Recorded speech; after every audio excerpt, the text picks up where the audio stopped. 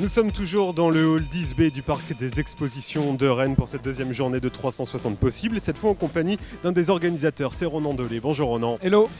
On va s'intéresser à cette scénographie qui est un peu inédite pour les événements qui se déroulent ici. C'est quoi votre volonté avec ces palettes et ces poufs partout? Alors la volonté, elle part d'un constat simple, c'est qu'on se comporte dans un lieu en fonction de certains codes. Et quand on est dans un lieu qui est très conforme aux principes de l'entreprise, comme un palais des congrès ou un salon très traditionnel, on se comporte comme d'habitude. Aujourd'hui, ce qu'on propose nous dans le programme de 360, c'est de trouver de la nouveauté, trouver des façons de travailler différemment.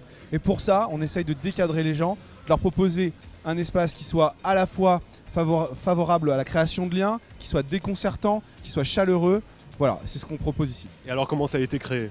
Alors c'est créé avec le partenariat de Saga, qui est une agence événementielle de Verne-sur-Sèche, qui nous accompagne depuis la première édition de 360 possibles. Et cette année, on a vraiment voulu rendre visible l'engagement de 360 possibles dans la Brescope, avec cet aménagement très brut, minimaliste, pour autant assez fort. Il y a du bois. Il y a du bois, il n'y a pas de moquette parce que ça ne se recycle pas. Tous les objets de décoration vont être réutilisés par Saga sur d'autres projets. Voilà, donc un impact faible. Et puis quand on regarde autour de nous, on voit que c'est un peu naturel, un peu brut.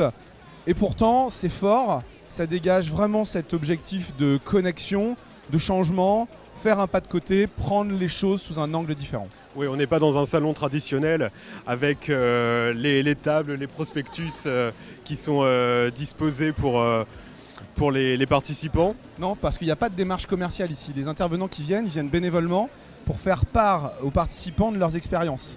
Donc on n'est pas dans qu'est-ce que j'ai à vendre, mais plutôt qu'est-ce que j'ai à partager. Ensuite, les connexions, elles se créent dans cet espace café, dans cet espace de restaurant, parce que c'est vraiment important de venir chercher des outils, des méthodes, des façons de faire, mais c'est tout aussi important de rencontrer la bonne personne qui va peut-être avoir la solution ou le projet qui peut être compatible avec ce qu'on recherche, avec ce qu'on a envie de faire.